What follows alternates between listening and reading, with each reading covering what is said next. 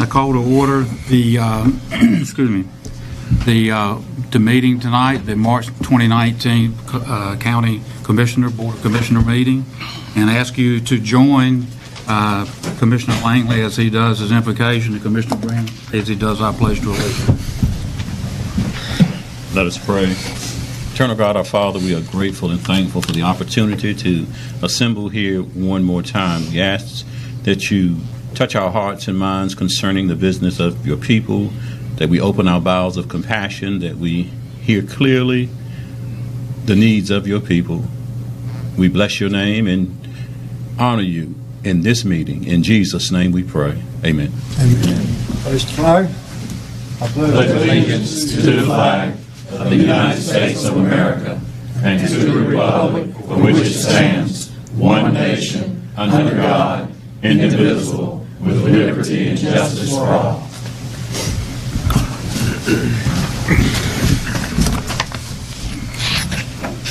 I'd like to ask everyone here, if you have a cell phone, please put it in the silent mode or turn it off, one of the two. Also, I'd like to ask, does anyone here tonight have a conflict of interest? Anything on the agenda? Hearing none, I need a motion to approval of the agenda. Mr. Chairman, I'd like to remove item number 13 from the agenda, the resolution in support of the State Treasurer. That was discussed at our meeting in January, and it was defeated 5-2. So I make a motion we remove that from the agenda. Second. Mr. Chairman, with regard to that particular motion, there's new information having to do with the reduction of the cost. This is an attack on a public official that is doing his job to reduce costs for all of us and expenses. And I believe that the gentleman who made the motion made this comment at the last meeting, it'll cost Vidant $40 million a year. Well, he doesn't represent Vidant. He represents you, and he should be representing you to save that money for you, because it could increase your insurance benefits. Purely a political move, and I'm not going to vote for it. Okay. Any other discussion? Mr. Chairman. I'm the gentleman that's bringing this to the fore as a resolution. This resolution was not written by me. It was written by some folks out of Raleigh who are well imbued with the situation at hand. Again, the idea, and to reinforce what Hood said, and exactly what our state treasurer is trying to do, he just wants to get a handle on the health care problem we have and we face in North Carolina through our state employees. And think of it this way. If we don't want to help the taxpayers of Beaufort County by affording our state employees better and more affordable health care, let's do it for the employees.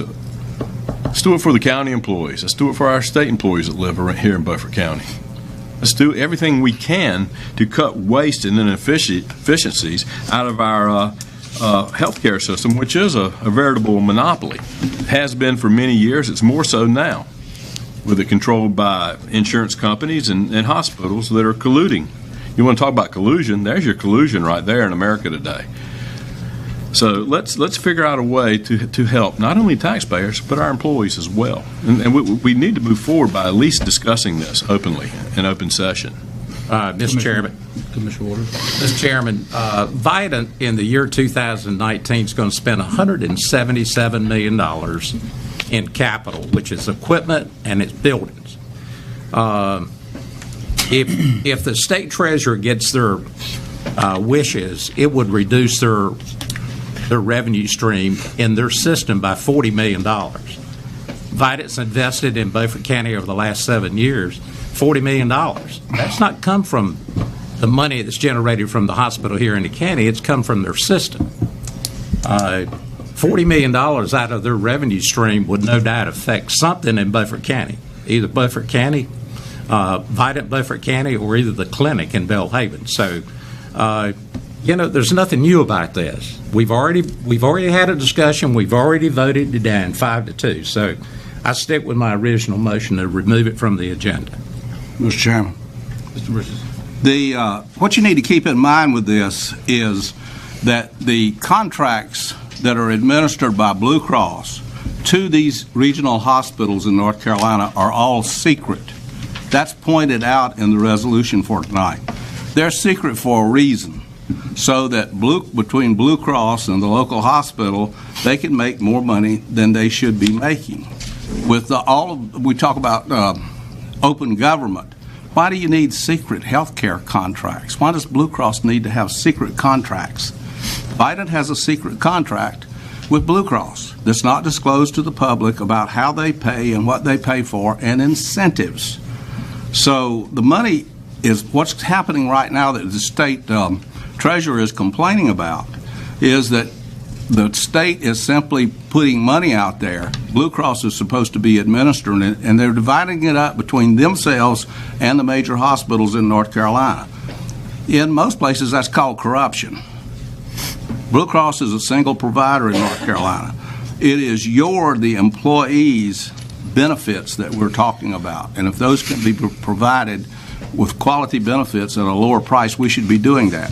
It is the taxpayers' money that is paying this. So if you, as a taxpayer, need to be looking at the state treasurer for reducing cost in the hospital system, that saves you money too. The theory and the idea that health costs are going to increase automatically every year is a bad theory. It's pointed out in a particular resolution that about 25% of what the hospital collects is from over-providing of services, overcharging for services, and their own general inefficiency. And Vidant is shouldn't hold up Vidant as being anything super special. They are poorly managed. Even Blue Cross said they were poorly managed last year when they reduced rates 9% in the Piedmont and raised them in the East. Mr. Chairman, I call for a vote. Okay. All those to remove the resolution from the agenda, please raise your hand. All those that would like to leave it on the agenda. Thank you. I need a motion to approve the amended agenda. I have one item, Mr. Chairman.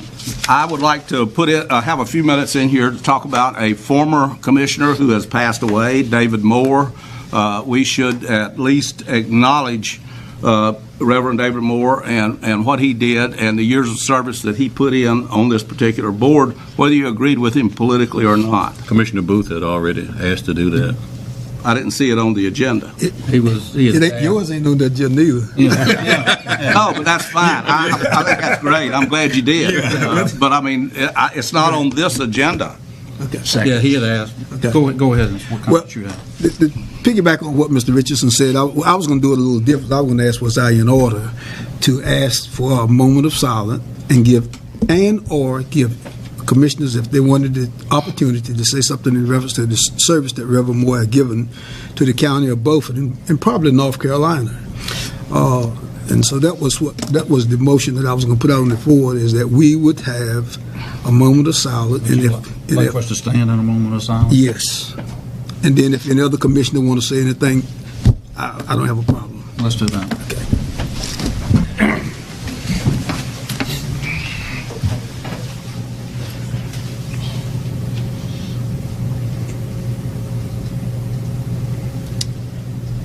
In Jesus' name, amen. Thank you.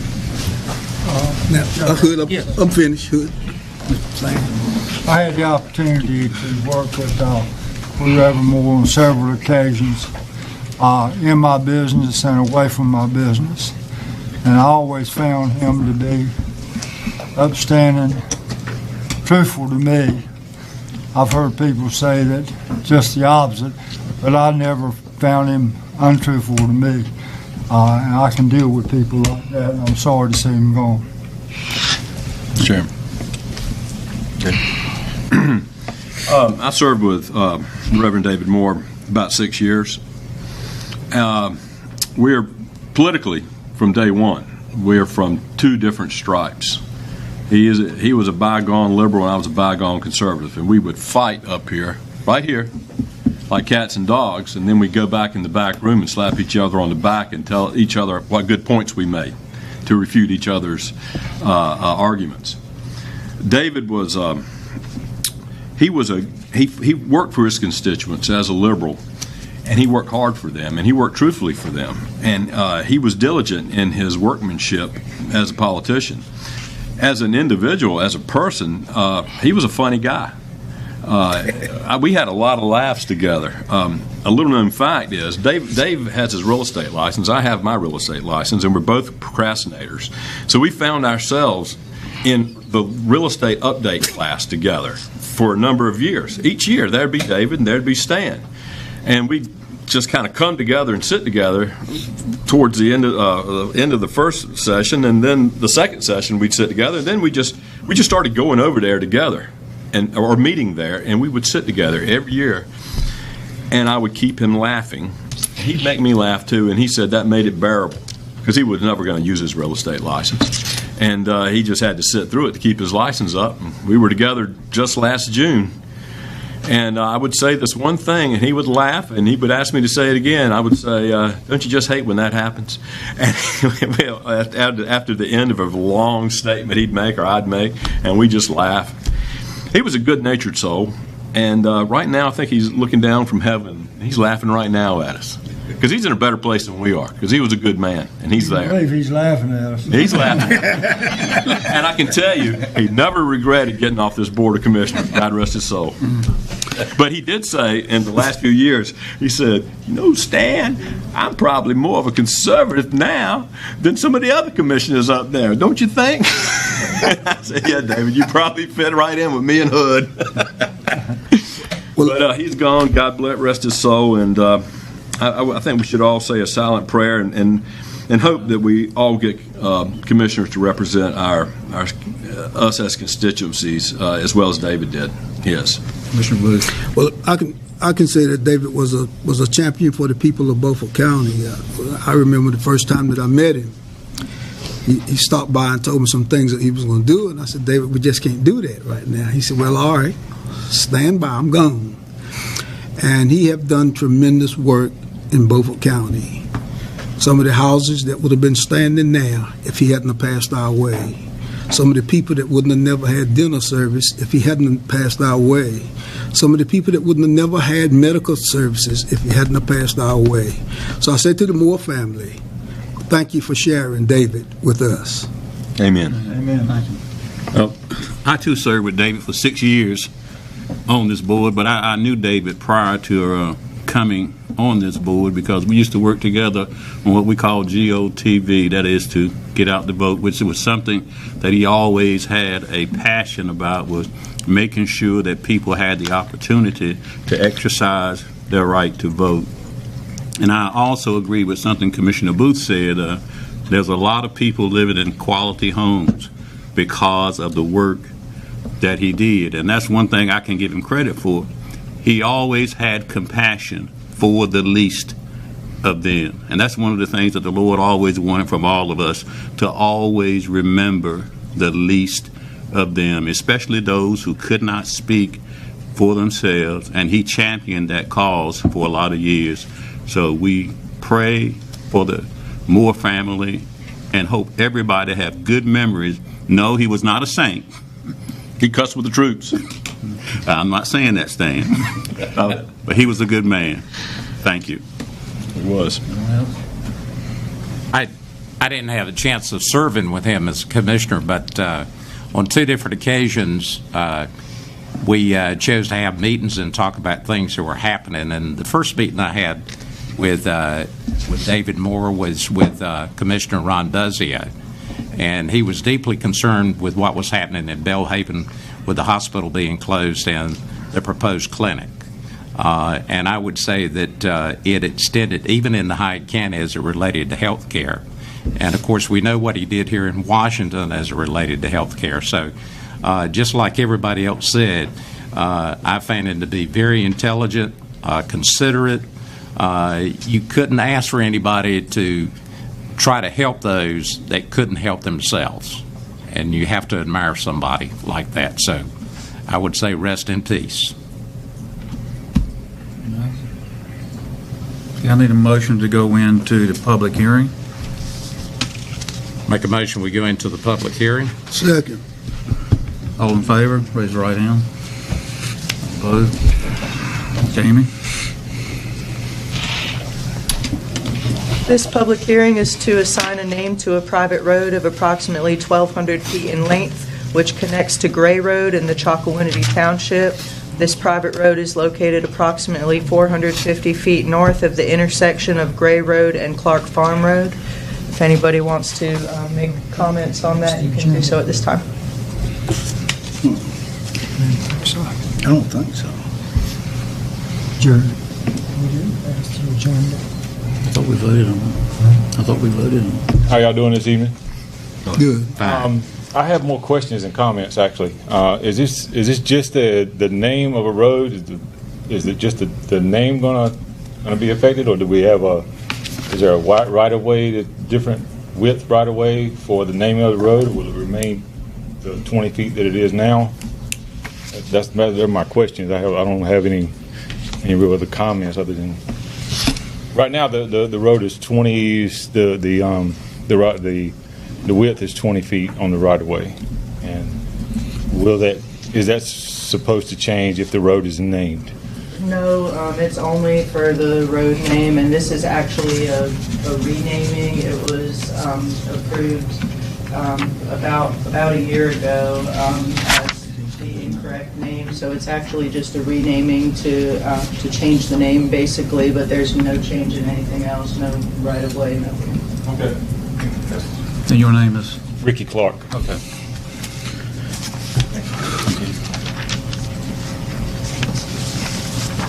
Mr. Chairman. Yes, Mr. Broom. I don't, and I might be wrong, but I don't, we got talking about different things. I don't believe that we had a motion to pass the Right. agenda, but I don't think we seconded and voted on it. I thought we did, but we'll go back. Is that right, Katie? We did not. So we've got a motion.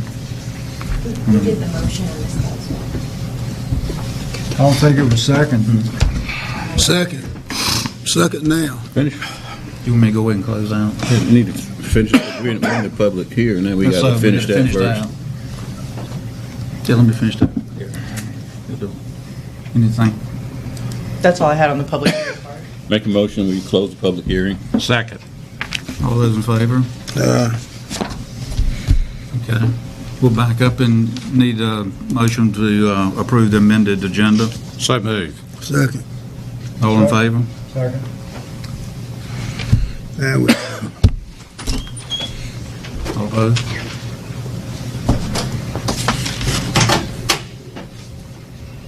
Okay. Ms. Mish? That's public comment. Public comment. Let's see, I'm doing okay? You're Good? doing Great. Good evening, Chair. I'm sorry, I'll start over. Sorry. Good evening, Chairman Evans, Commissioners. I'll be brief tonight so you can get to the business of the agenda with hopes there is discussion of a new jail for a positive outcome on that discussion. We as a community have been given a Superior Court judge mandate to build a new jail. And we as a community should not allow ourselves dispensation of that mandate. Our jail has a long list of things that are physically wrong with it. And every day, we are in non-compliance of state mandates and federally protected rights. One, which not in the least, is the civil right to reasonable access of the court. Our new jail should allow for space that has a responsive community, extended family, clergy, volunteer organizations, especially when they give GED prep, especially a business that steps up and offers specialized job training and the promise of jobs to individuals capable and desperately willing to work when allowed re-entry into society. Commissioners, who you are, we as a community are. So it is not just for you but for all of us, that I wish for strength, wisdom, and endless perseverance as we build this jail. Thank you. We're still in our public comments. Mr. Anderson?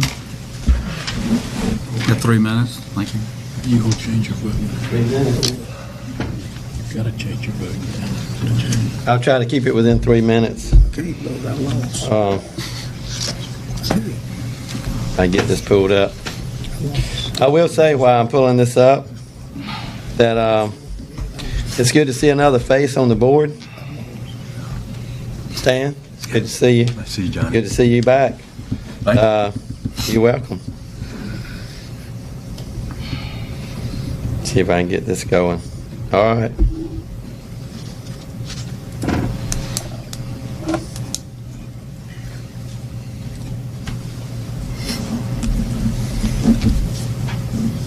I'll also say, tonight I'm here speaking on behalf of my nephew, Corey Anderson. And I'll say to the comments that were made before this, where's Commissioner Moore when you need him? Because you guys talked about how he spoke for those who couldn't speak for themselves. I've been up here speaking, I don't know how many months now, but I know it's been 22 months since Corey passed away. I'm his uncle, John Anderson. I'm going to speak just a few minutes tonight and just go back over some things I've spoke about before. It was over a year ago that the sheriff appeared before you. One of the things I recall from that night when we were here in attendance was the comment he made on the policies of the jail. We've asked for the policies from the sheriff on the contacting of emergency contacts for inmates. We're still waiting for that policy, and we've never received it. One of the things that we've done since all this took place and since all this happened, since we can't get any cooperation from the sheriff on the policy, we can't see the sheriff, he won't meet with us, he won't talk to us.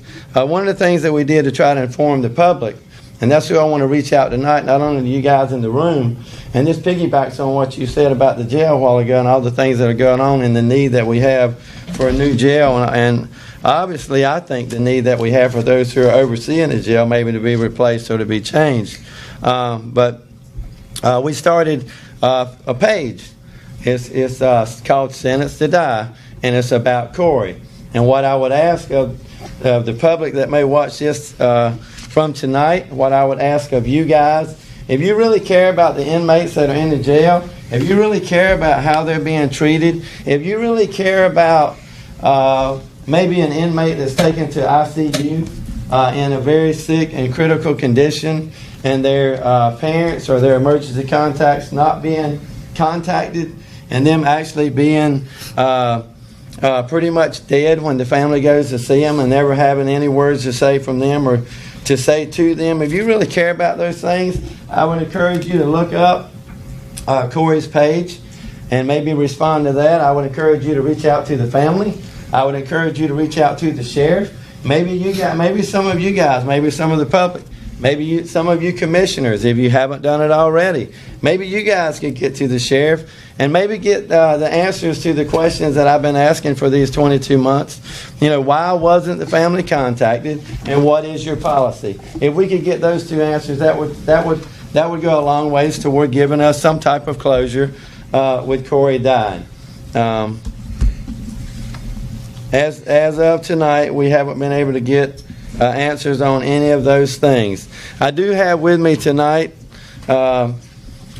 a code of ethics that I want to give to the chairman, to give to you guys of the way the sheriff is supposed to conduct himself. And this is not necessarily because this is Sheriff Coleman. I don't care who the sheriff would have been when Corey was incarcerated and then he was taken to ICU. The fact that his emergency contacts weren't contacted, something needs to change, something needs to be done. The sheriff needs to handle things differently, whether it's Sheriff Coleman or whoever it might be. So I want to give this code of ethics to you guys, for you guys to have. And I'm also asking again, just like I asked you guys the last time I was here, in case you've forgotten, is for you guys to help me to help my family possibly get what the public policy is on the contacting of emergency contacts. And again, simply the answer to why Corey's contacts were not made and why Corey was allowed to lay in the hospital and be dead, or be, I'm going to say, unresponsive, because he wasn't declared dead. I don't want to say anything wrong, but Corey was completely unresponsive. He has no knowledge of his parents coming in, and they had no contact as far as in any way, shape, or form with Corey. Yeah, that's a shame. Those kind of things shouldn't happen with any inmate, whether it would be my nephew Corey or any other inmate. So I just ask and plead with the public, and I plead with you guys. Reach out to the family, reach out to the commissioners, reach out to whoever you can reach out to see that this don't happen again. Other than that, God bless you guys for what you do. Again, I'll say, where's Commissioner Moore when you need him? I'll say, God bless the people of Beaufort County, and God bless the United States of America. Thank you. Thank you, sir. Thank you for the opportunity to speak. Thank you. Okay, we need to approve items for consent. So moved. Second. All in favor, raise your right hand.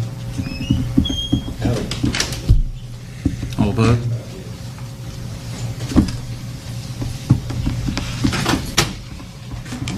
Now we're moving to items for discussion.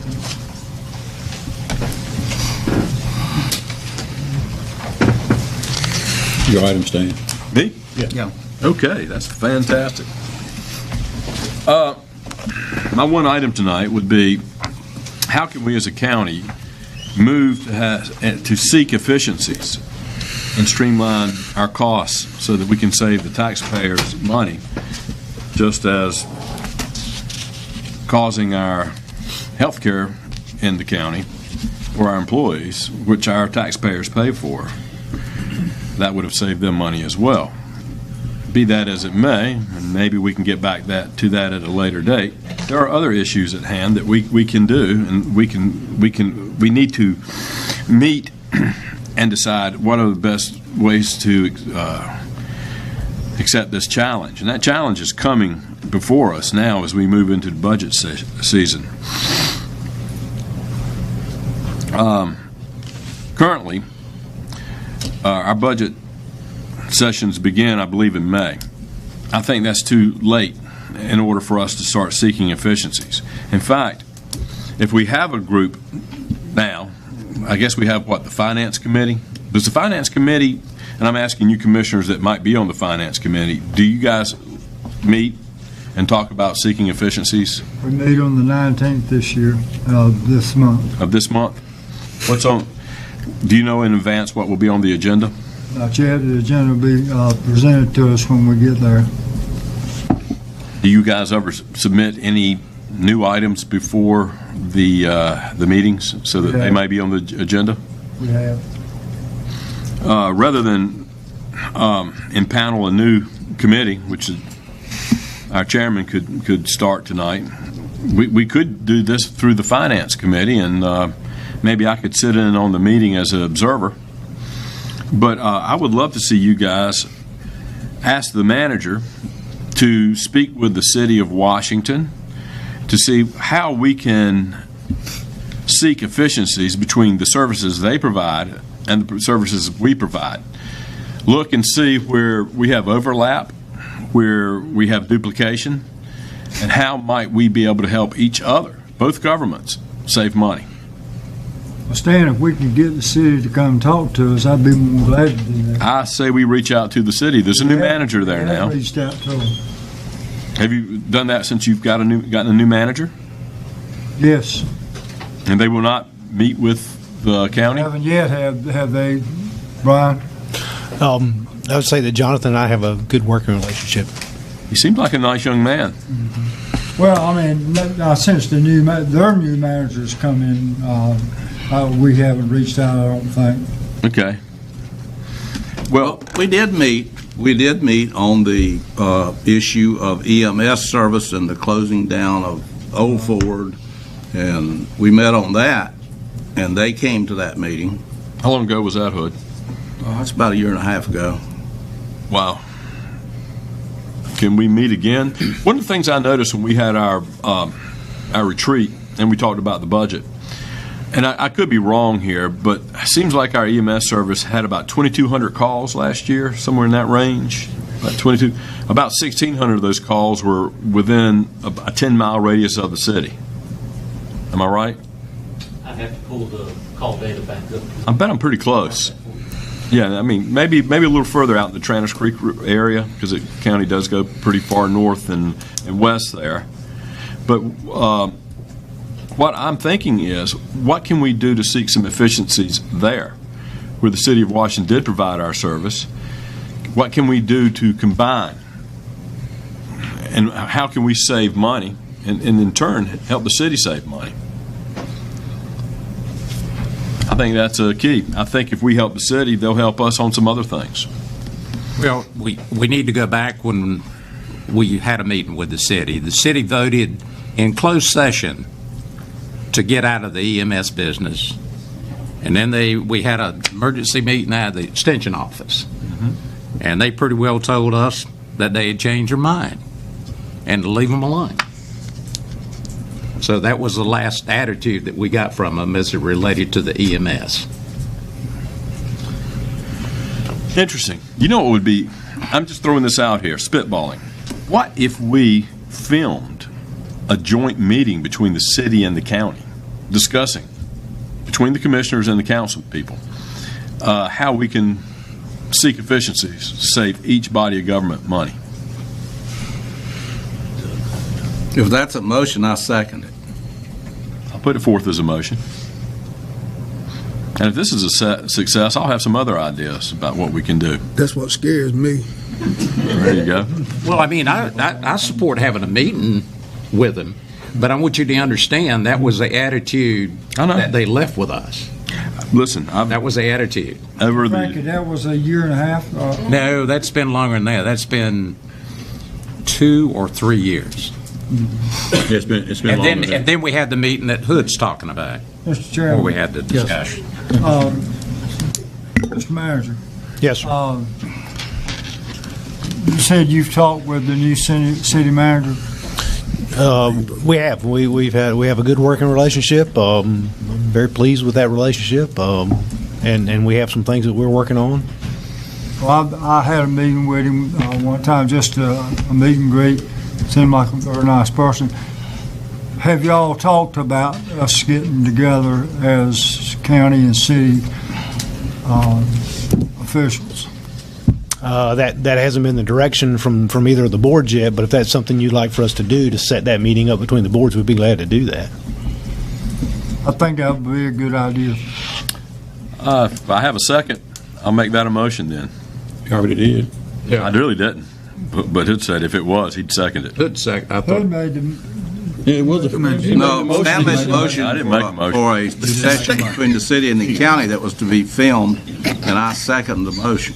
I said it would be a good idea. I didn't make a motion of it. Yeah, you did. Yeah. Make a motion. Let's back consensus. Let's say I Have a did. clear This motion. is items Vote. He done made the motion, and Hood seconded it. That's cool. You can make a motion, but you got to actually utter the motion. Yeah. And I have now. It is a motion. What is the motion? The motion is that the county contact the city administration and invite the council people to meet with the commissioners at an agreed upon time and date, especially probably in this room, and that we film it for the people to see. We have a much better filming situation than they do. They have a static filming presentation. It's not many people watch it. Randy does a great job with ours. What's your motion? That's it. Okay. Do we have a second? You can put that part in there about Randy if you'd like. I'll second it. How much? Any more discussion? All those in favor? All opposed? That's a good 5-2. That was I want to see where it goes. Commissioner Richardson? Oh, my item, flood maps update. Well, the manager gives this report, so. That's right. Where are we? Where we are with that is we had a meeting, we met during the NACO legislative conference with our representatives from Senator Tillis's office and from Senator Burr's office. We've made contact with Noah Golding, who is the Region 4 FEMA liaison, governmental liaison. Actually had a conversation with him this morning. He said they were still looking to determine exactly where the status of that was. We are in what they've told us is the third month. It was submitted, the request for letter of final determination was submitted by the Department of Public Safety to FEMA around the first week of January. What they've told us is it takes typically about 3 months to get that letter back, so we were into the third month for that. We asked the representatives from Senator Burr's office if they could help us with that. They essentially said to us, and both commissioners, Commissioner Booth and Vice Chairman Langley, were in that meeting with us. They essentially said we have had some conversations with them. We find it almost impossible to push FEMA. FEMA kind of does what FEMA wants to do, and they said they would continue to follow up. Their concern was they didn't want to push too much from the political side to the administrative side, because sometimes that resulted in the administrative side saying we'll jump right on it and we'll put it at the bottom of the stack. So where we stand is we are waiting to hear. What we asked was, even if it was going to be 6 months before we got that letter, at least if they could help give us a realistic time frame, that way we would at least know where we were with that. So that's where things stand right now. We are waiting on that information. Mr. Chairman. Yes, Mr. Chairman. And even in reference to what the manager just says, they told us exactly that, but in his defense, he didn't back up. He put his best foot forward and clawed right in, so he done a good job, but if anything happens, it'll surprise me. Either. I'd just like to clarify something. Ms. Radcliffe, Yes, sir. Finance Committee meeting is the 19th, not the 18th. Is that correct? I believe it's the 19th, Katie, is that right? I think, just to I clarify believe what that's I right. told you, the Water Committee meeting is on the 18th. Whatever that Tuesday is, I can look right quick. It's the 19th. 19th. Water Committee meetings the 18th, Finance Committee meetings the 19th. 19th. Just to At 3 clarify what I told you. Okay.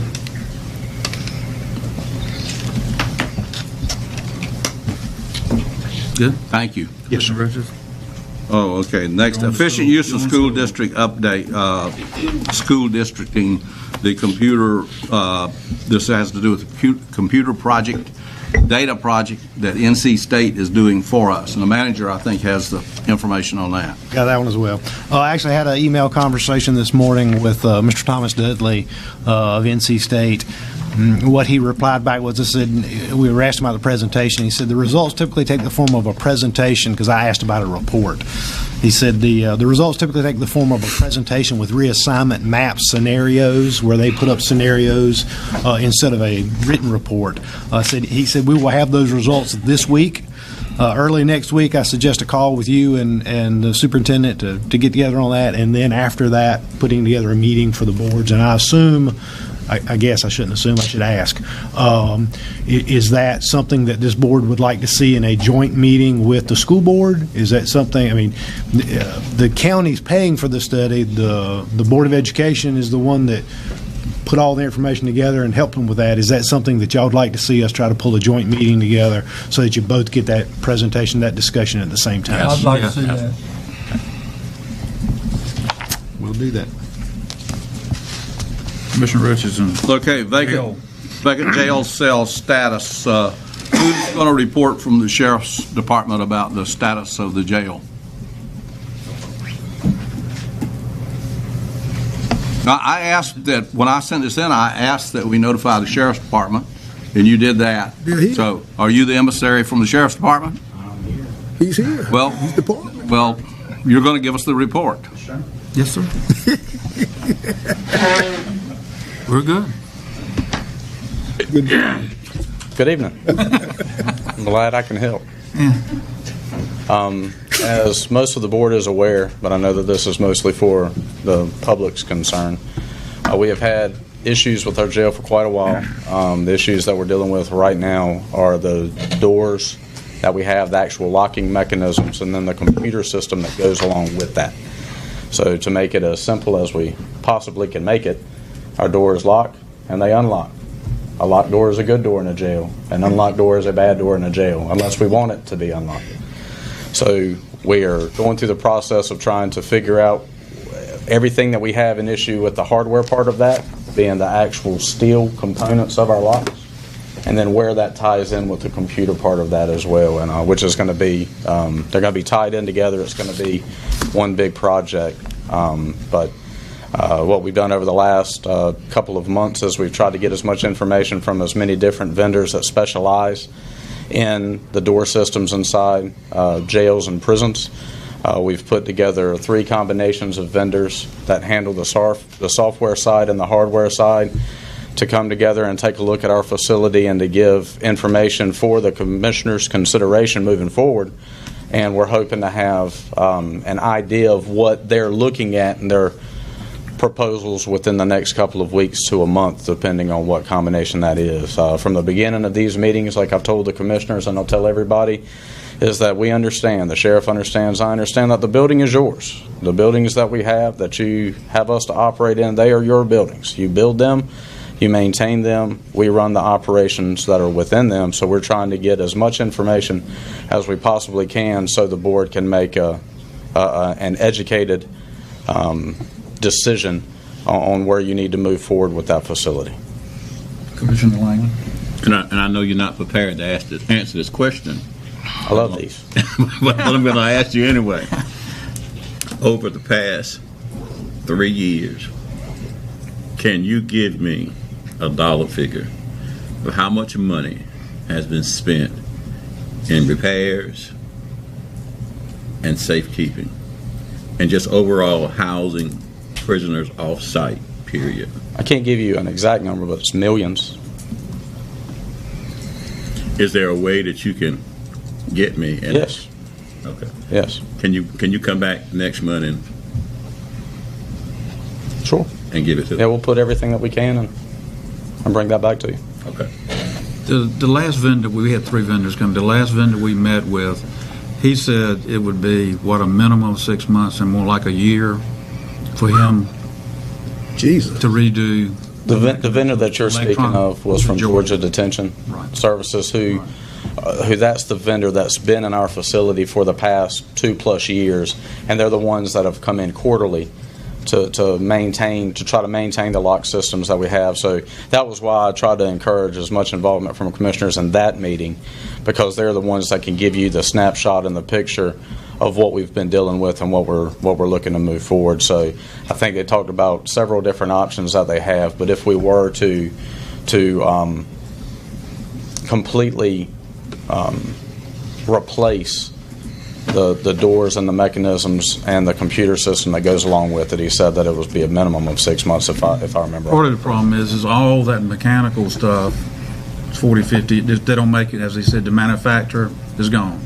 So there's no replacement of the gears up top, the locking mechanism. Well, our facility, with the way it looks, is it was built in the late 60s as a 35-bed facility.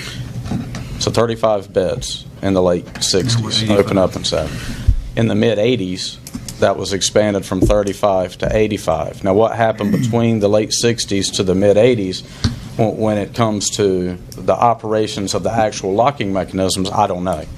But if you look at our building, you'll see probably the lowest bidder in the late 60s built the 35.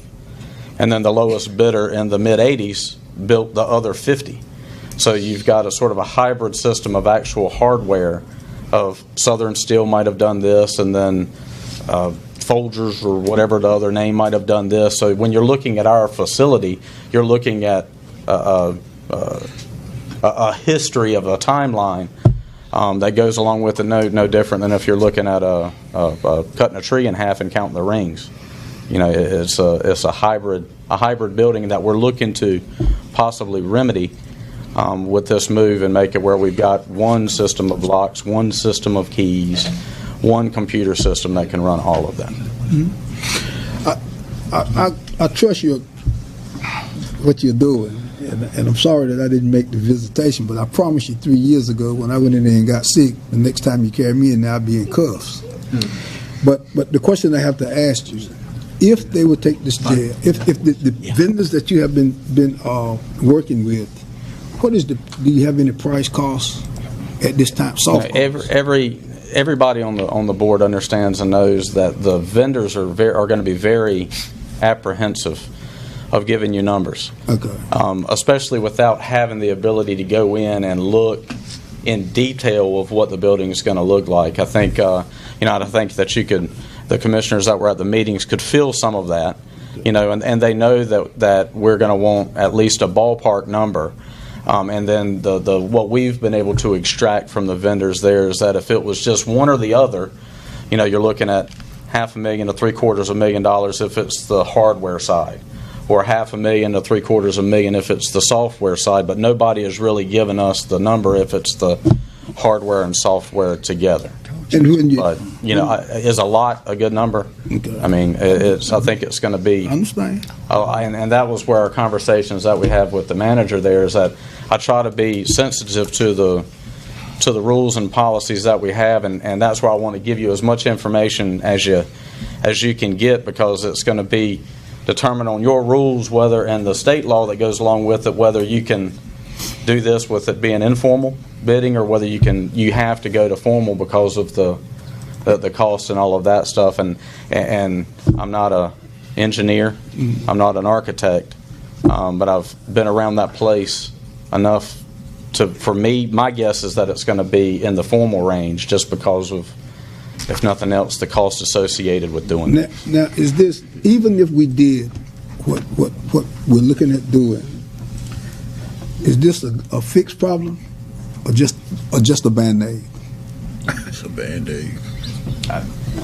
I mean, I'm serious. I mean, what the reason I'm asking is because if you go in to fix your locks, like you said, they're unlocked by themselves. Some of them, I think you told us that you lock them in. If you fix that, what else you gonna mess up? Do you have to lose space to correct that problem? Mr. Chairman, if I may. Yes, go ahead. I've sat in on those meetings, and what we're asking for is for a repair of the jail facilities that will give us a uniform system and to operate from within having to do with the doors, the locking mechanisms, and the controls for the doors. And I will say this, some of the panels have been taken off and looked at the working mechanisms that control the jail doors, and there's heavy-duty stuff behind this. So, we need to take a comprehensive look as to whether you're going to be into doing machine tool work to repair what's there, take it all out and throw it away, as far as the door locks goes and the doors. We know the computer system is trash. That is archaic. That has to go.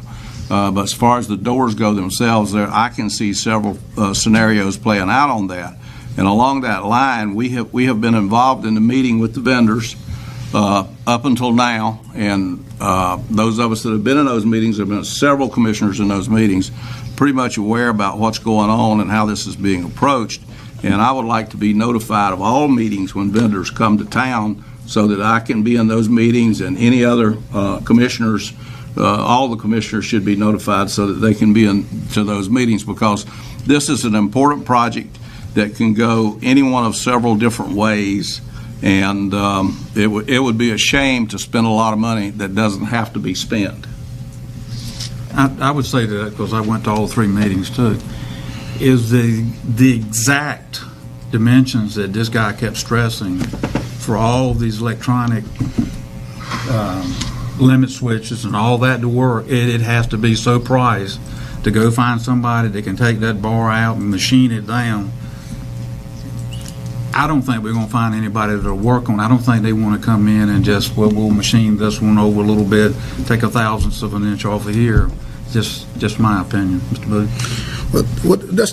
That's the reason I was asking. The question, was it worth investing in, or does it start other problems? And I know you could. I wouldn't put you on the spot. I know you can't answer that. But I was just looking for something to say. Say like if you go in and redo your doors, you may lose some sales. You may lose some space to make them retrofit or whatever you want to make, however you want to make them fit. You may lose some space, or when you take those out, something else could be the problem because you just had a soft look at it. You hadn't had a really, really detailed look of what's really down there, have you? Well, we have. Okay, so you're safe with fixing the doors. Well, I'll step out and say nothing different than I've said for years talking to this board, is that it is absolutely the commissioner's role and responsibility to provide a jail in the county. If we fixed every door to the point that we can work every door, then that would be great, because that would get us from a capacity of right now where we're sitting at anywhere from 27 to 35 back up to the hard capacity of 85, functional capacity of 72 to 75. We still would have issues, just like we've had issues for the past years on overall capacity. The fix, I don't know what the fix is going to be. It's either going to be that we change the way we do business with the fact of how many people we have to have in our jail, which the sheriff does not choose, or we're going to have to keep on what we're doing as having our inmates in our jail and then farming out a portion of our inmates to other facilities so we can keep our numbers. Gotcha. But how we have it right now cannot go for very long. Okay. And it's more than just what we have in our jail. It's I'm sending deputies, I'm sending SROs, I'm sending bailiffs to get these people that we have to move to and from at the beginning of their shifts, and then they work 8 to 12 hours, and then at the end of their shifts. So there's a lot that goes on with it. So it's affecting overtime, it's affecting wear and tear on cars, it's affecting our overall of work culture and atmosphere that we have there to deal with the issue that we have. So it's not sustainable for the long haul. Mr. Money Pit. Hang on one second. Go ahead. Wait a minute. Mr. Brand. Okay. Okay, I'm just going to make a statement. It's not a question to you, Charlie, but I'd like just the general public to know the way I feel about it. When I met last week with the three vendors, they gave us an outlook on what we had to do. And my synopsis of the whole thing was that if we're going to do it, then let's do it the best possible way it can be done. We don't want to come in here 5 years from now and have to do something like this again. So I told I said, my idea is to fix it and fix it right. If it needs to be tore out, tear it out, because these jail doors need to be locked and unlocked when a person hits the button like that, because it's dangerous to the inmates, it's dangerous to the staff. So if we do this thing, the only way I'll vote for it is if we do it absolutely the best way it can be done. Thank you. Mr. Chairman? Yes. I didn't have a chance to sit in on I think it was the first two last week, but I did have a chance to sit in with the two vendors that were there. I think it was on Thursday. Both of those vendors specialized in different things. Both of them very professional, been around for a long time, and have done repairs within the jail or detention center. And the comment that they made is that it was it was a challenge, but it was something that they had done in other ones. And the most recent one that they had gone in and updated and made it more safe and secure for the employees as well as for the inmates was done in Surrey County. So it's not something that can't be done. The biggest question is right now is what's it going to cost? And because of the fact that they've got to go in and make some alterations and repairs to it, I think we're talking that it can be done, but we don't know what the cost is. I mean, we're talking about replacing the original console that's 50-some years old, plus all of the software and the electronics, plus the door, and maybe the overhead stuff. But it's all classified as repairs. And the wiring too. Yeah. Money pit. Well, and then look, there's three components to this. They're all three separate. They are easily defined. There's one component that's the computer system that tells you whether the doors are open, closes the doors, locks the doors, does all this stuff. The second component is the mechanisms that go over the doors themselves that actually operate the doors. The third component is whether or not you are going to replace the bars, the cell doors, and those sorts of things when you do this. And we've asked Commissioner Bren to find it very well, and that is we've asked for a good system that's going to fix this thing for a while so we don't have to go back and mess with it. Don't get hung up on the cell doors and the walls in there. They're all going to be custom. Anything you do, those repair parts are going to be custom made. They are made individually for each particular jail in the United States, and they are not off the shelf. They are fabricated for your jail. So I don't see anything here that can't be fixed and repaired, not altered, not redone, not reconfigured, because that's a whole different ballgame. We are allowed to repair this jail under the laws of the state of North Carolina. And I will say this, with all due respect, Ms. Mish, I know you were on the grand jury. The jailer wrote that report for you guys. The grand jury report trashes the jail like you would not believe it. And most of what's in there is simply not true. And the alternative component to this is that the state of North Carolina sent a letter not 3 months ago that says we are in compliance with the laws of the state of North Carolina for a jail facility. So we've got a lot of stuff up in the wind that's blowing crosswind here, and some people that are involved in this process are trying to confuse the public to make them believe things that are simply not true. And we're not, I'm not going to vote to build a new jail. $25 million, I'm not voting for it. The jail that we have can be repaired and be put into service. Now, there is an illusion here that somehow, what are we going to do with all of these surplus people and all these sorts of things? We have surplus people in our prisoners in our jail now because we don't manage the prisoner system. We have 14 people right here in this report that we get every month. All the commissioners get this. There's 14 people sitting over there that have been there for more than 6 months, some of them since 2016, and they do not have a trial date. Now, that is ridiculous. It's up to the district attorney to call this. I'm addressing the issues we're talking about right here. But I know, but that's with the function of the people getting in and out, going through the court system. We're talking about fixing the jail right now. The jail, you're talking about fixing the jail, but the chief deputy threw in the issue of the overpopulation of the jail. And the overpopulation of the jail is because Beaufort County is not managing the prisoner system. And there's ways to do that to reduce the jail population. And with that, okay. Mr. Chairman. Yes, sir. Charlie, how many doors have to be fixed, absolutely have to be fixed? And how many do you wish to be fixed? All of them. I would wish all of them. Yeah, that's right. Oh, so when we went down there, some of them worked fine, and some of them you had questions with. Sure, I think. Can we fix the ones that are already working?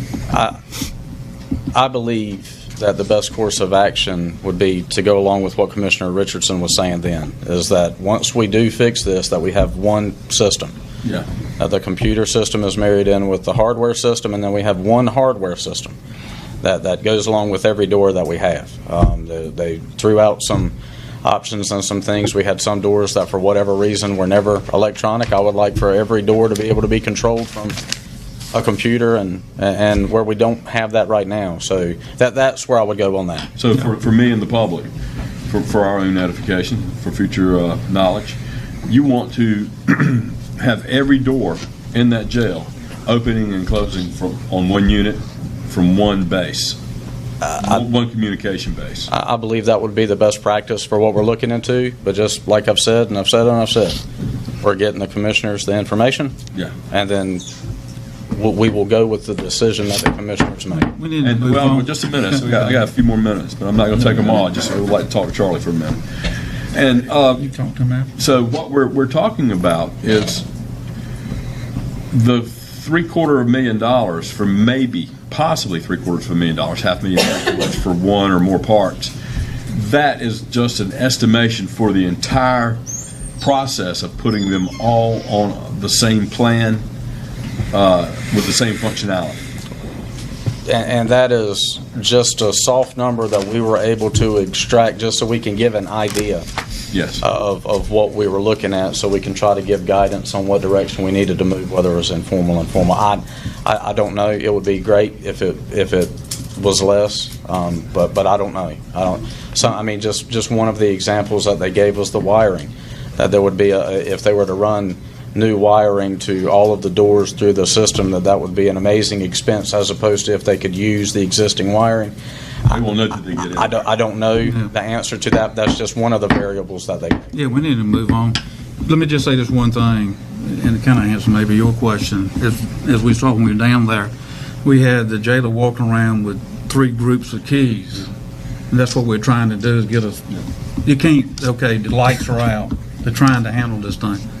Okay, you're up on ice. Just hang on a second. Okay. Can I have 10 yes, seconds yes, on this? absolutely, absolutely. Is anything moving forward, any meeting that we've had, any email that was sent from vendor to us, copies were sent to the county manager, copies were sent to the commissioner. So everything up to this point, everybody should be on the same page of that. Moving forward, I hope that we are riders, passengers on the bus, as opposed to the folks that were driving the vendors coming in. We will do whatever is asked of us in this detail, but this is, we want to make sure that it's understood that this is a county issue that the sheriff and the sheriff's office is going to help with, but this is not a sheriff's issue where he is beating the drum and trying to force this upon anybody. Well, I just want to be sure we're going to continue to be informed of all of those vendors when they're coming in, so that we can meet with them and talk to them. Please keep me in the loop. All of the commissioners need to be. And Mr. Chairman, I'd just like to say, They're going to make a proposal and we'll look. You want to move on to ice? I got You're going- one thing to ask y'all. Sure. Care about Tom Tillis? You care about Tom Are Tillis? we now hooked into the 3 vendors that we talked to on Thursday, or is it going to be other vendors come in and talk with us? It was 2 vendors on Thursday, Yeah. and 6 vendors in total, 3 computer side, Yeah. 3 mechanism side, and then some of the mechanism side are also computer as well. We should get we have asked for as much information and a proposal from each of those as far as giving information to us, and as soon as we get that, then we will push that forward. Okay. Okay. Thank All right. Well, this can be quick. Maybe we can save some time. Are we cooperating with the ICE, the immigration authorities, insofar as holding prisoners and giving prisoners to them on illegal immigration? It's really actually rare that we come across it. You ain't got nowhere to keep the ones that you But got if now. there is a check that we can legally do, then we do that check. If there is anything that's found within that check that another agency has an interest or is looking for someone, as long as they have the legal ability to come get them, then they can come get them. So yes, we are We're cooperating. cooperating. Thank you. Thank you, Chief. Very well. Thank you. Fill the jail up with them so we can have something else Brian. to cry about. Thank you, Mr. Chairman, members of the board. This item is the tax certification for deeds transferring real property. As you're aware, North Carolina General Statute 161-31 allows the Board of Commissioners by resolution to direct the Register of Deeds not to record an instrument of transfer for a piece of property if there are outstanding taxes on that piece of property. In the statute, which is on page 163, it applies to certain counties. There are a little over 80 counties in North Carolina this statute applies to. It does apply to Beaufort County. It is not currently being enforced in Beaufort County. You have on the back, on page 164, a resolution that would authorize that. We've had conversations, and both the Register of Deeds and the tax collector are here tonight. Had conversations with both of them. They're in support of this measure being moved forward. Essentially, what they've said is they can put mechanisms in place to make it happen. We do need a little lead time, so what we would ask you tonight, barring any questions, would be passing the resolution, instructing the or enabling that statute to be effective in Beaufort County, which would not allow property to be transferred, that property that is being transferred to be recorded by the Register of Deeds unless delinquent taxes have been paid. Now, there is a exclusion on that, and you'll see the language in there that if it is being closed by a real estate attorney, then the attorney can stamp on that document that they are a North Carolina closing attorney and that any delinquent taxes will be paid upon closing. If that's stamped on the document, then it does not have to go to the tax collector for certification for the Register of Deeds to record that instrument. So that's where that stands. They would like for that to give some time for the local attorneys to have that, to understand that, for it to be effective May the 1st of this year. If you pass that tonight, we would start putting out that notice and let folks know. But if you pass that, as of May the 1st, it would be required that occur. Mr. Chairman, I move that we approve the resolution requiring the tax certification for the deeds before they can be transferred and recorded. Second. Second. Any discussion? But I just want to make one fine point. When you first read this stuff, it looks like it's rigging it so that only lawyers can do deeds to transfer property. In North Carolina, you can do your own deed to transfer property. The wording of this does not infringe upon the ability of an individual to write his own deed to transfer property. It's still going to go through the same review process regardless of who writes the deeds so that we get our taxes. So please don't think, when I first read it, I said, oh, they're cutting off this right that people have, but it's not. You can still write your own deed. Right. It just doesn't allow someone who writes their own deed to record it without paying the taxes. That's right. You got to pay delinquent taxes. Now, if it's done by an attorney, the attorney's going to hold that in escrow. He hold it in escrow, and then he'll pay it, or he or she will pay it. They're stamping that to say that's what. And I would like to ask Mr. Kenyon, are you going to be screening those deeds that are stamped by attorneys to be sure that they're actually paying it? That deed will go to the Register of Deeds. So much better. So I mean, I can ask her to get.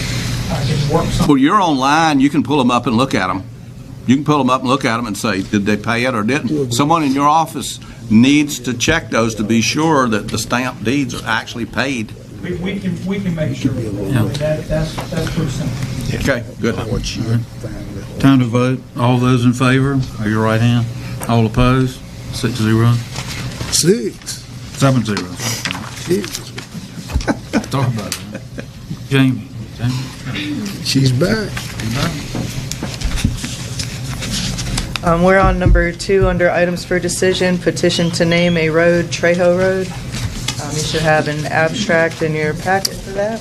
Danny Trejo Road. Move we approve. Second. Any discussion? All in favor, raise your right hand. 7-0. Jamie? Okay, and then for number 3 in the packet, petition to name a road Tello Jones Road. You should also have an abstract for that. I don't mind making a motion to approve this, but on the comments, I want to ask something under comments. Okay. Make the motion. So I move. Yeah. I'll second.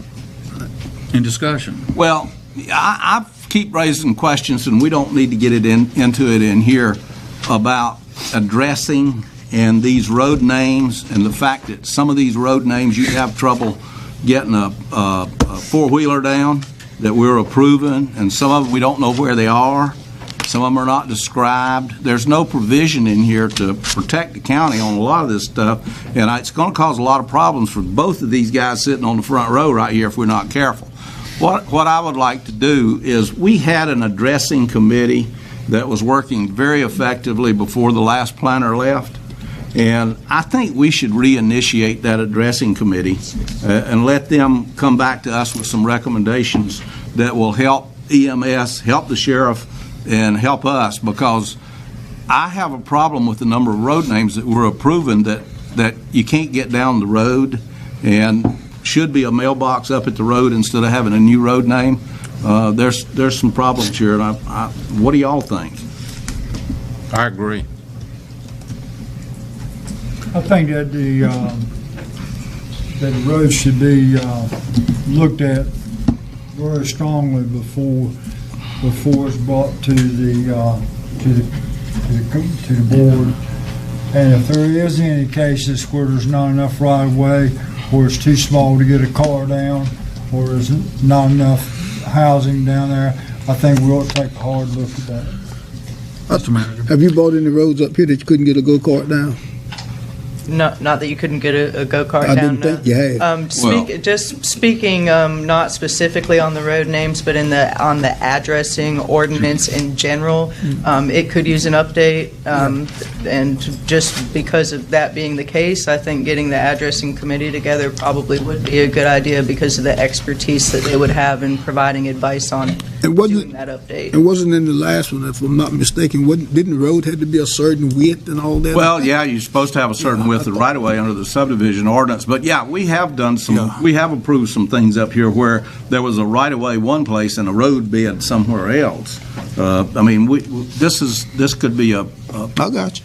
problem. I think I can provide some clarification on that, too. If a subdivision occurs, if somebody divides land, we're going to force them to upgrade the easement or the road. Now, what's happening in most of these cases where you're assigning names to substandard paths is that there's no subdivision occurring. These lots were subdivided way back before you had a subdivision ordinance, but they're still vacant for whatever reason. And then somebody applies to build a house on one, and when they apply for that building permit, they're told, well, now this easement is serving more than 2 structures, so according to the address ordinance, when it serves a 3rd structure, it needs a name, and that address ordinance does not specify any standards. It just says that it needs a name. Right. So I got you. And then some of these need to be a mailbox out at the road. If you just got 2 houses back there and it's a dirt road, well, I thought put a mailbox up on the road and accomplish the same thing. I may be mistaken, but I thought when we rename a road that you put a sign up on the end of it. I thought that was part of our old ordinance, wasn't it? Well, you do, but if you drive across the county and look at some of the places that there's signs, they're gone. Yeah, a lot of them are gone, and you're going to see it doesn't look like very much of a road. And we're not doing a service to EMS or the sheriff when we start naming roads, and he gets out there and he looks down at it and says, "My Lord, I'm not sure I can even get down this thing." We're doing things we shouldn't be doing. There's EMS needs most counties have it. They know more about it than I do, but you have to have your house number on your house. We need to improve our ordinance so that you can find these locations, and if you live off the road and there's 3 houses down one of these unimproved places, your mailboxes are up on the road because the mailman is not going down there, nor is a school bus. So you got a mailbox up on the road with these 3 house numbers on them. Well, your houses that are back off the road, they need a house number on them. 2, we don't have provisions for this right now, so if we do this committee, they can deal with all those details. Okay. Brian? I agree with Jamie. I mean, there's some updates that need to be done. We are currently enforcing the ordinance as it is written. So there are some things that could be improved upon it, but we are enforcing it as it is written, which is all we can do. Panel the committee, Mr. Chairman. Huh? Put the committee together. You said in panel and committee. Well, the committee before consisted of a representative from EMS, a representative from the Sheriff's Department, somebody from the Tax Department. I sat on the committee. Who else was on the committee? Yeah, right. Yeah. And that would be a... I make a motion that do like you just said. Put him right back on it. Second. Any discussion on that? No. No, thank you. No, thank you. No, there's no discussion. Call for it. We got 2 votes, right? Yeah, we got to do a resolution, then we got to vote on the committee. So right. All those in favor of the... All those in favor of the road to get the committee. Okay. All right. All those in favor of the committee being set up to review them. And I think probably we need to ask someone to pull the committee together, the manager or someone to get it going. You'll do that? Mr. Chairman, I got one comment. Yes, sir.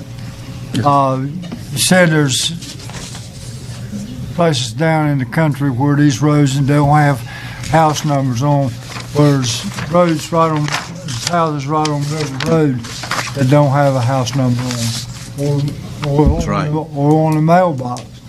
So I think that committee should address that. Yes, they definitely will. Good to take care of it. Thank you. Lisa? Take care of it. Good evening, Along with these Commissioners. guys. You have in your packet actually two things for me, and I'm going to do them back to back. The first one, we had a bid opening on February 20th for 123 Tar Hill Drive, which had been approved in 2016 for FMA 2015. And you should have a copy of the bid tab. It was only one house in that bid opening. And if you look at your bid tab, you'll see it was awarded to Gilbert Everett. So I just need a motion for your approval on that. So move. Second. This is for the house on Tar Heel Drive? Yes. All right, let me ask you a question. May I? Yeah. What is the source of this $243,000 in funds? Or whatever? Premiums that were paid by the people who had flood insurance. Is FEMA is paying for this? No.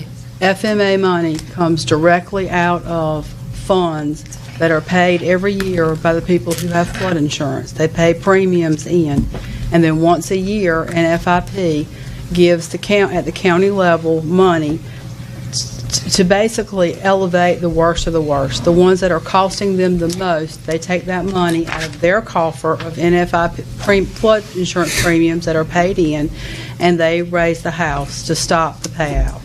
So that the money to raise this house will come directly from flood premiums that are paid in. So we're paying $229,000 to raise this one house? We're not, NFIP is. Okay, but does the county have the discretion to use that money? Say, for instance, we use it on two houses? No. It's on reoccurring claims, right? It's based on repetitive, well, this house is actually severe repetitive loss, but no, we do not have that option. We don't have that option? No, sir. Okay, what if there were more houses in the county that were on severe repetitive option? But we have.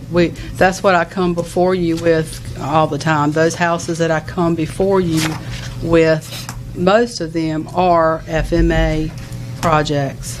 There will be some other ones in the future, but from 2011 until current, everything that we have presented has been through FMA money. Well, I'm having trouble understanding why the commissioners are even involved in this. It's a pass-through. It's a pass-through because we have to later,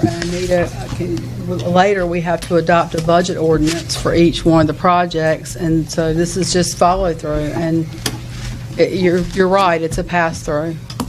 Okay. Ready to vote? Yeah. All those in favor, raise your right hand.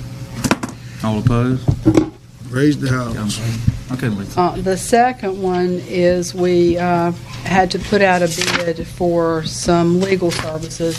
Appraisal services. Last month we did the legal services for this project, and this month I'm here for the appraisal services. Two bids were received. The low bidder was Albemarle Appraisals. I attached in your packet the two bids that we received, and Albemarle was considerably less, so I'm asking for a motion to retain their services. So moved, Mr. Chairman. Here a second. Second. Thank you. Any discussion? All those in favor, raise your right hand, please. Thank you. Good job, good Thank you, job. Lisa. Move on. Okay, Mr. Carney, we're going to do a second reading. Thank you, Chairman Evans and Board. I am presenting for you a second reading of ambulance franchise recommendation for Royal Protection Services.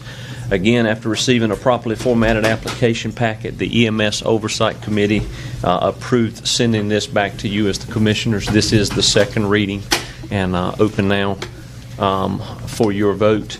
We do have Andrew Cicero, the owner of the company, in hand. If you have any questions specific, he'll be glad to answer those for you as he sits. I just got one. Okay, Andrew, come on up.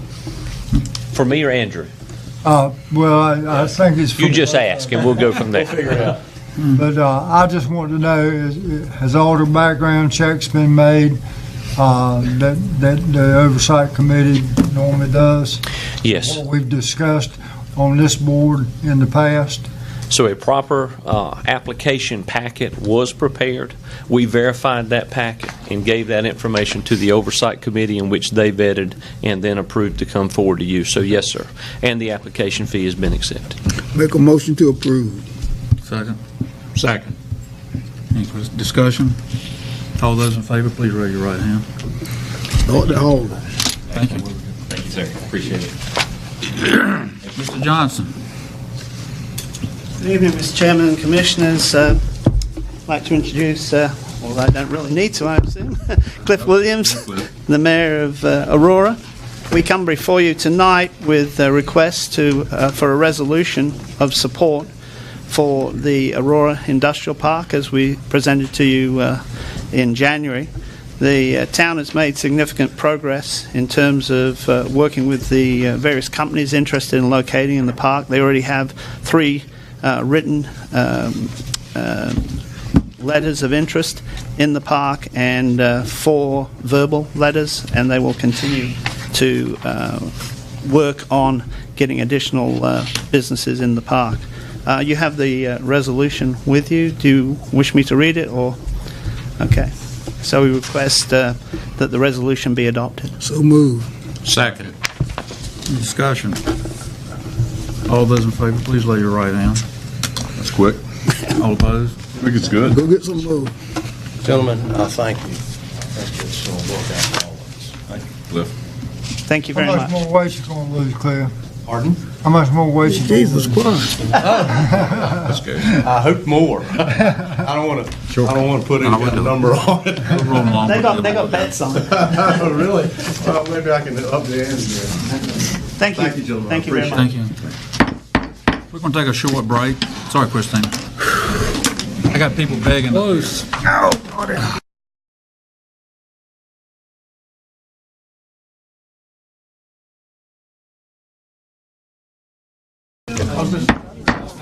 We're ready.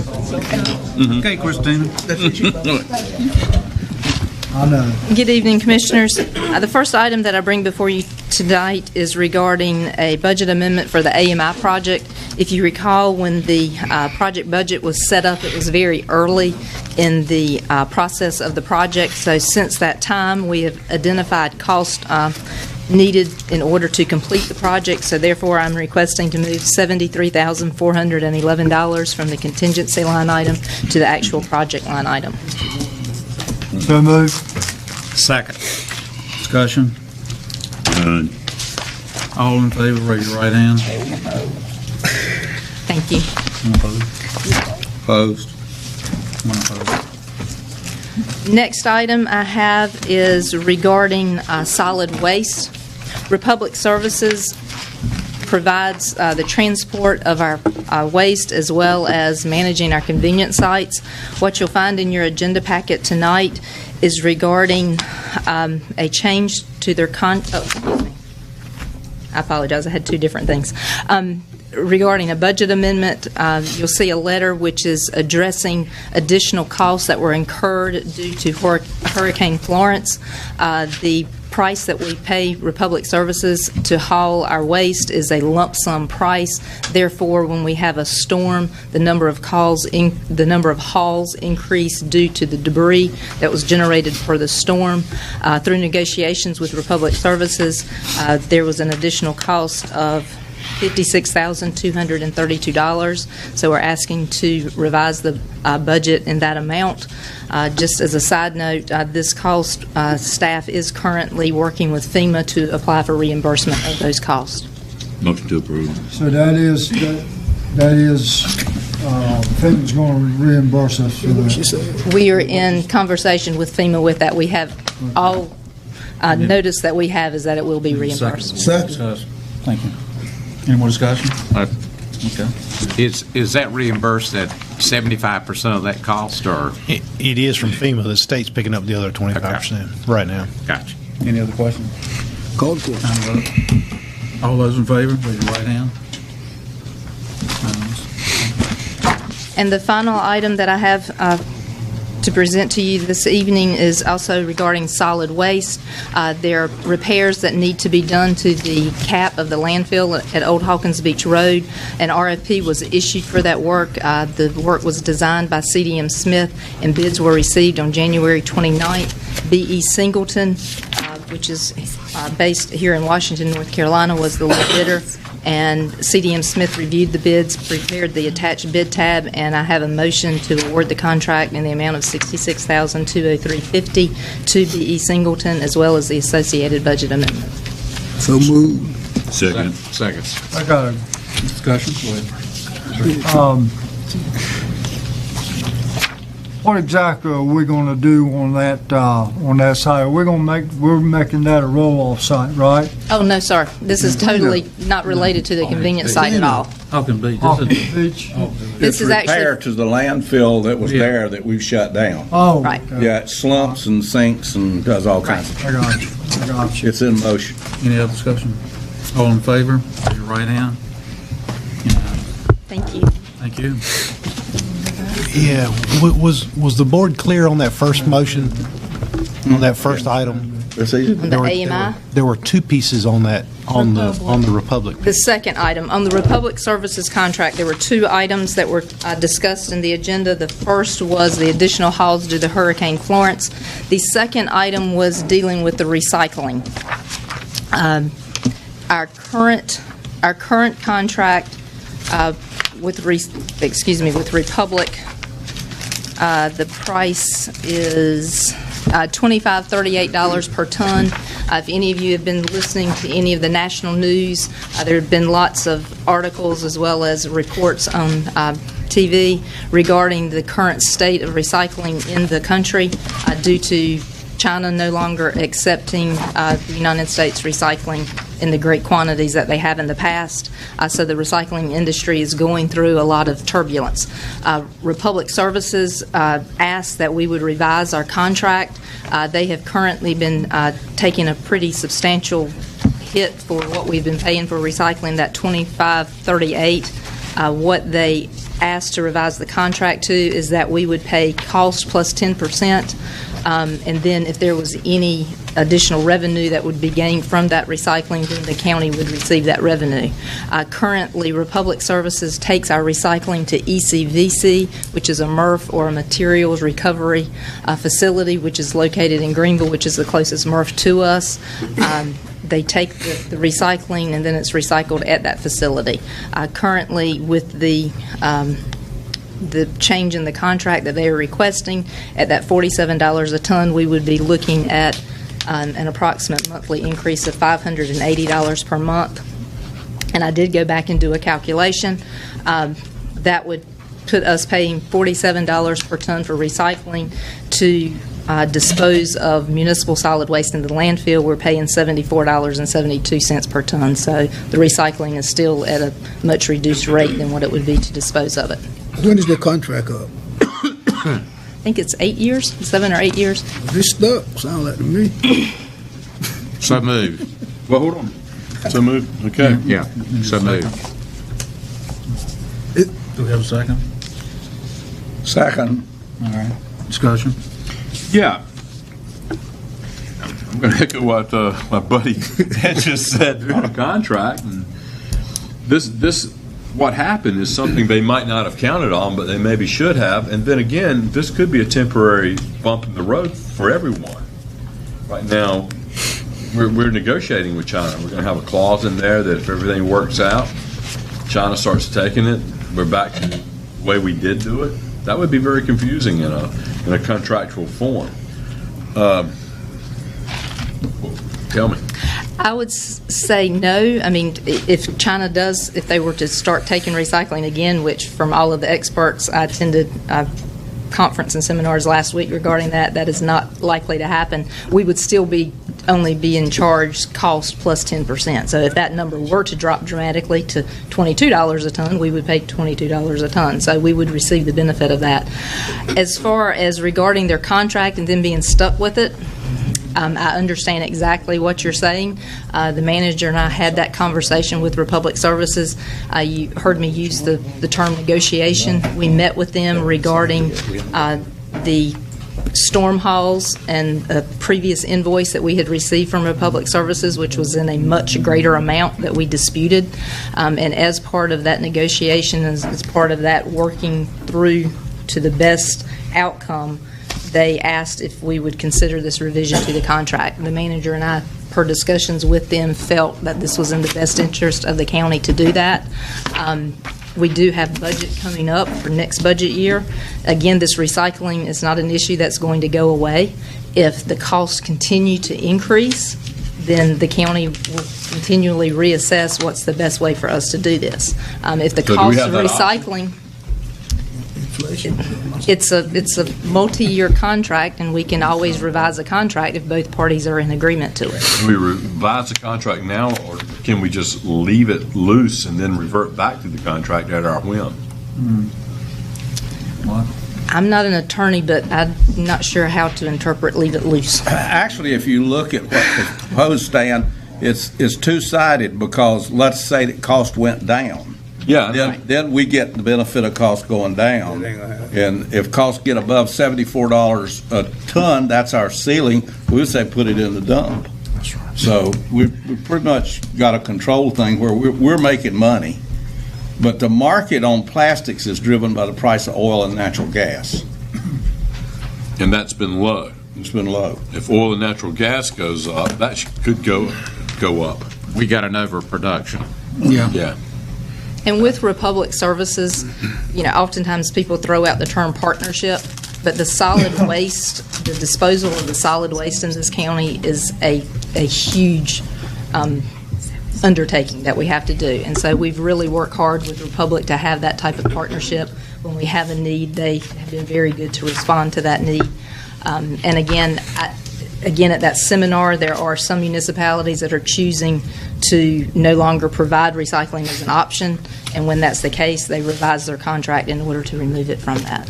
And I know for a fact that Republic Services was in agreement to remove that service from their contract with other municipalities and counties, and/or counties. And they're stuck with devising a way to get rid of the product. They dispose of it in the landfill just like typical MSW. We're stuck with a higher cost. Let me ask you this question. What is our best option to encourage more recycling in this county, in your opinion? Our best option is education. And that, again, we're trying to improve the solid waste department as a whole through the convenience sites improvements, and then outreach. If you'll notice, in the past few years, there's additional signage that has been placed at the convenience sites. There's still improvements that can be made with that. Again, the DEQ, their division of solid waste, they provide materials and to promote recycling. There is that's again, I may be getting too deep, but again, the industry as a whole, for the past 10 to 15 years, there's been an education on recycling. We need to recycle in order to help the environment, and that's very true, but we've also gotten too much into that we think we can recycle everything. So then people throw pizza boxes and Wesson oil containers in the recycling bin. Well, then that becomes that's contaminated. When that goes to the MRF, they can't use that. So a product of us increasing the population to recycle without the proper education has now been that now we have a huge level of contamination in the recycling, which therefore increases the cost to process the recycling materials. It's a big loop. I got one other question. You said the increase is only $540+ a month. Yes, sir. That's the estimated increase based upon the current costs to recycle. I'm going to vote for it, but I ain't crazy about it. I understand. I like a deal. I understand. I mean, but it hadn't been but a year since they negotiated this contract, but since it's that small amount of money, I'm going to support it. Is that just overall $540 per month? Per month. For the entire county? Yeah. Yes. Based on the language in the original contract, in estimation, we are a lot better off based on our negotiations with storm debris.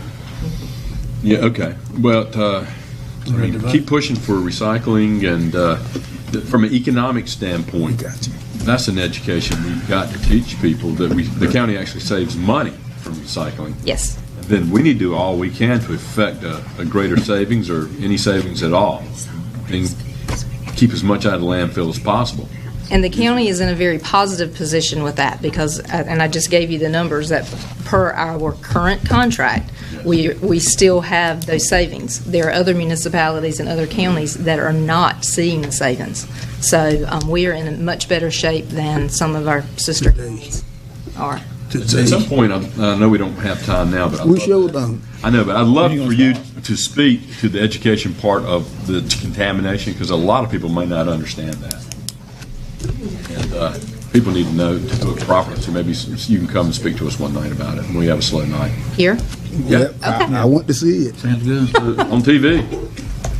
We ready to vote? Yes, sir. All those in favor, raise your right hand. All those opposed? Who made the motion? I think I did. That's right. Yeah. I think it is.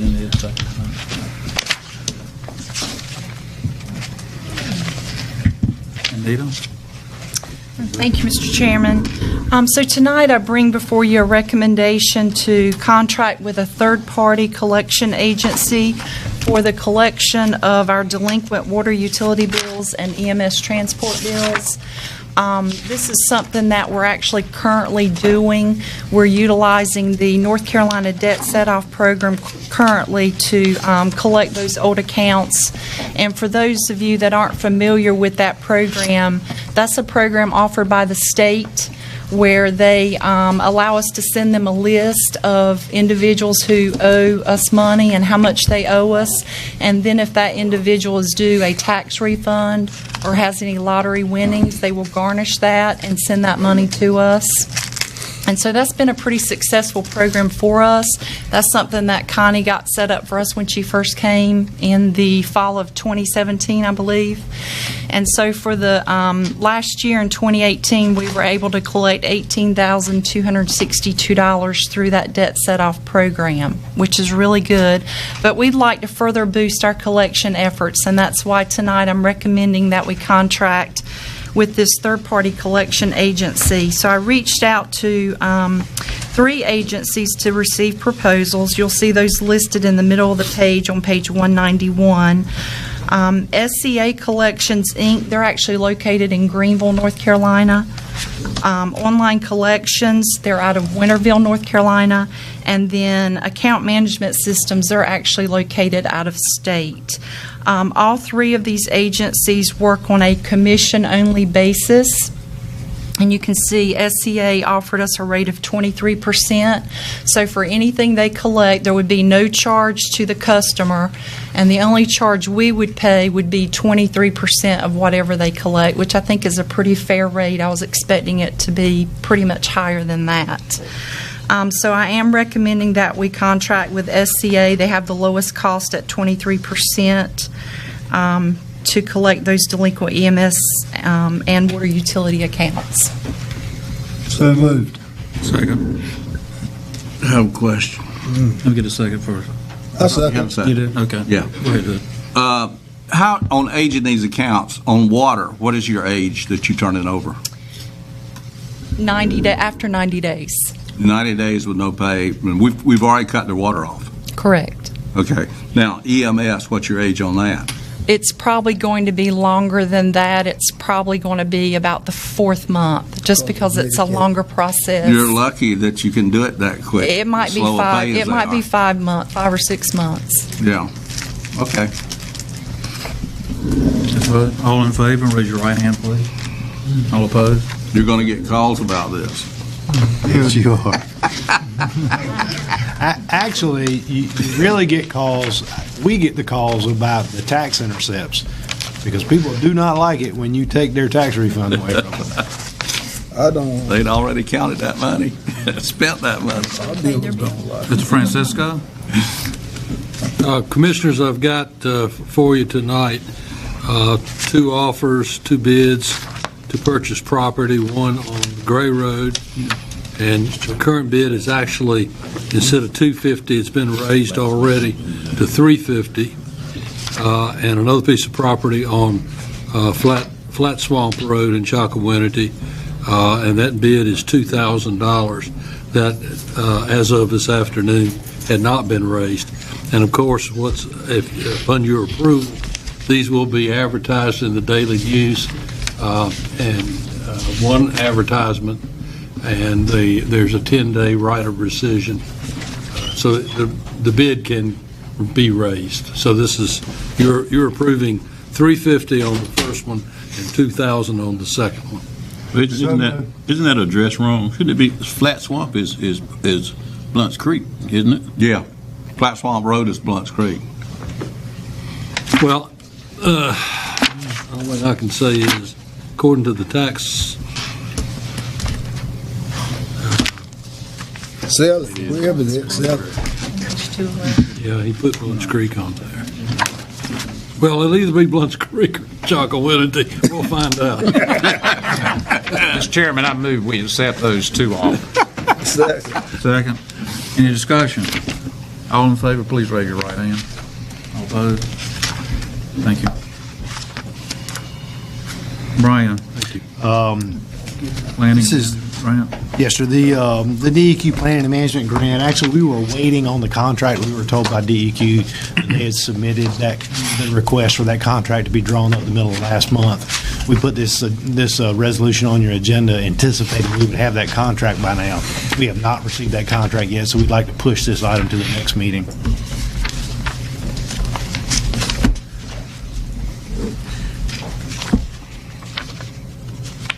It's all right with me. Yeah. You don't need a really motion. It's a no action item. No action, okay, good. Item 15 is amendment number 1 to the 2nd Judicial District Public Defender's Office cost-sharing agreement. As you'll recall, there was a cost-sharing agreement that was put into place December 3rd of 2012 that the counties within the 2nd Judicial District cost-shared to provide an office for the Public Defender's Office. That Public Defender's Office is located in Washington and Beaufort County. Excuse me. For the reason that it is where the Chief Resident Superior Court Judge resides, and it's where the District Attorney resides. There is an agreement that was made back then that cost shared based on per capita basis. As you know, last year we purchased a facility that's right next door of the Horn Building that we moved the public defenders over there. This is an amendment to that original contract, that original agreement with all the other counties that just says we're going to continue doing things the way we were. Nobody's cost is going to change. We won't increase your rate like we have had to increase rates over the years. And at the end of the payout period, which is about 8.6 years, then we'll come back together and talk about, is there an agreement we need to put together to do maintenance on the building. Went over and had a conversation with the Martin County Board of Commissioners. They support they initially, there was some pushback initially from their clerk of court. She came over and looked at the building and was okay with it. So the Martin County's good. Had conversations with the Washington County manager. He said they were good. He was reaching out to the Terrell County manager because they were switching meetings. And then I've had a conversation with the Hyde County manager. So this is just your piece of amending it and signing off on it and working through the rest of the counties to do the same thing. Motion to approve. Second. Discussion. Well, I'm going to vote for it since I told you not to bring them over here to start with, but I reckon you got them over here. They got to have somewhere to go. You haven't been in the building to look? I don't care. I ain't talking about that building. I'm talking about the first time we brought them over here and spent a pile of money. And we should have listened to him, too. Yeah, that's what I'm talking about. And that was sold to us as economic development. Well, we ain't No, I gonna don't get have in there. anything. I'm going to vote for it, but All those in favor, please raise your right hand. give me heartburn. All opposed?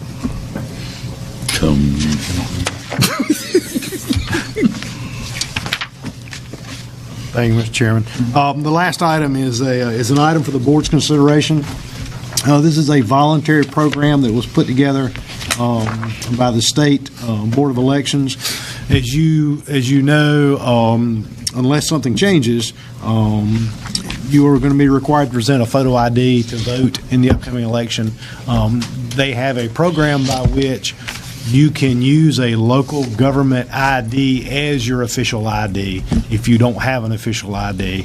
And they list out some items that have to be in place for that to occur.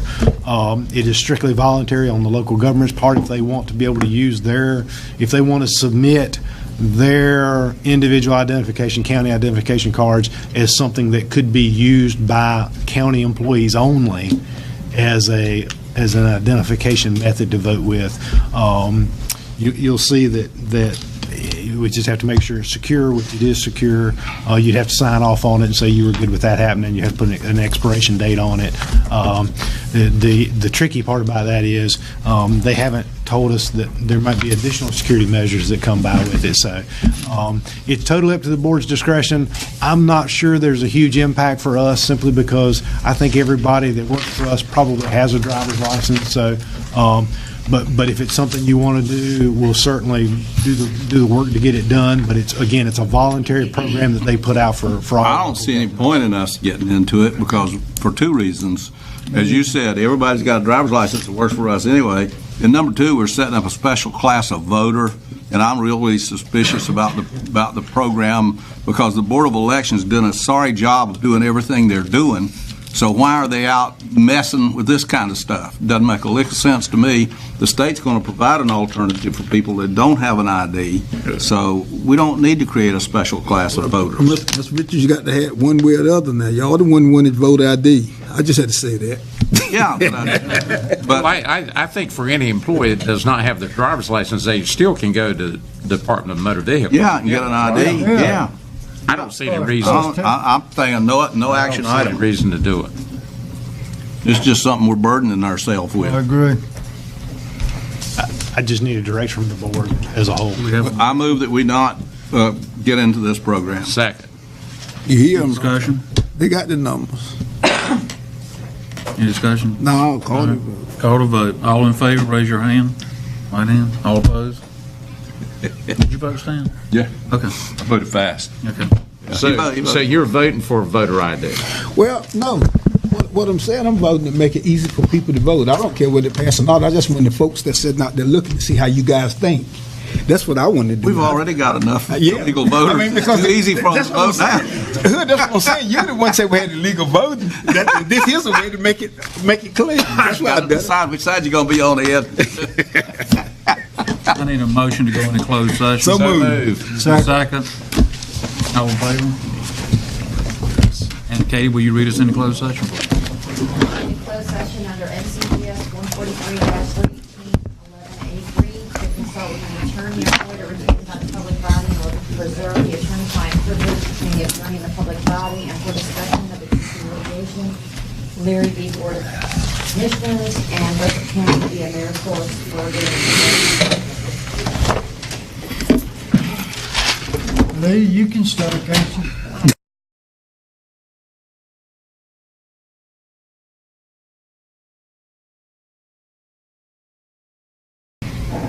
Okay, we're back. We're out of closed session, back in regular session. One quick update is that we're having a district North Carolina Association of County Commissioners meeting out at Community College tomorrow night at 5 o'clock. Mr. Booth is director out there, so I'd like everybody to go out for that. And we need to have let you know prior. No, just come on. Just go. Just show up. Show up. All right. I registered. All right. Thank you. Mr. Chairman. Yes, sir. I recommend that we do a press release concerning the outcome of the Leary suit against the commissioners. Is that a motion? Yes. I'll second it. Discussion. All in favor, please signify by raising your right hand. All opposed? I move we adjourn. So moved, sir. Second. Oh, thank you.